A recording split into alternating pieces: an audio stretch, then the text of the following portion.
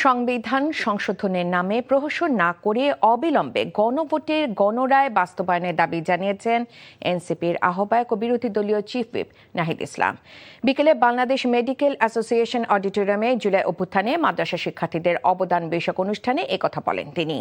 জুলাই রক্তাক্ত জুব্বা প্রতিপাদ্যে আয়োজিত এ অনুষ্ঠানে নাহিদ আরও বলেন, জুলাই আন্দোলনই শুধু নয়, ব্রিটিশ বিরোধী আন্দোলন সহ গণতান্ত্রিক সব আন্দোলনে মাদ্রাসা শিক্ষার্থীদের অবদান অনস্বীকার্য। জুলাই সনদ বাস্তবায়ন না হলে মাদ্রাসা শিক্ষার্থী সহ সবাইকে নিয়ে আন্দোলনে নামার হুমকিও দেন তিনি। অনুষ্ঠানে আরও বক্তব্য রাখেন বাংলাদেশ খেলাফত মজলিসের আমির মাওলানা মামুনুল হক, কবি ও সমাজতাত্ত্বিক ফরহাদ মজার সহ বিভিন্ন রাজনৈতিক দলের নেতাকর্মীরা। এই বিভক্তির রাজনীতিতে আমরা যেন পা না দেই। জুলাই গণঅভ্যুত্থান সফল হয়েছিল, কারণ জুলাই গণঅভ্যুত্থান দেখিয়েছে কি করে এই বিভাজনের ঊর্ধ্বে উঠে সুনির্দিষ্টভাবে ফ্যাসিস্ট শক্তির বিরুদ্ধে জনগণকে ঐক্যবদ্ধ রাখতে হয়।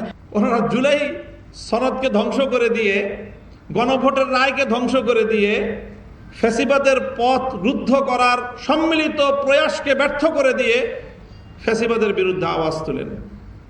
তো এইরকম দ্বিচারিতার পথ থেকে ফিরে আসার জন্য আমরা সরকারকে আহ্বান জানাই। বর্তমান সরকার সংবিধান সংশোধনের কমিটির নামে যেই প্রহসন করছে, সেই প্রহসন থেকে সরে এসে দ্রুত সময়ের মধ্যে গণভোটের গণরায় বাস্তবায়ন করার জন্য আমরা আহ্বান জানাচ্ছি।